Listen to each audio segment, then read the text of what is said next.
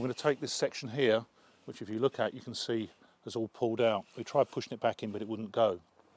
So we chiseled all the stone away at the top, all the cement, and this section is going to be taken down and rebuilt. And we'll take all the hearting, which is the stones in the middle, out, rebuild the outer wall, and then start packing the hearting up. And then where these wooden pegs are, we'll actually put in small pieces of stone to tie the stones together. We'll just call pins, and we'll just pin them in. After we've finished the wall, the props won't be necessary at all, because we've propped them up. There's several props on several of the buildings at the moment, just to make sure they don't fall down and become dangerous. So hopefully as good as new and last another 100 years.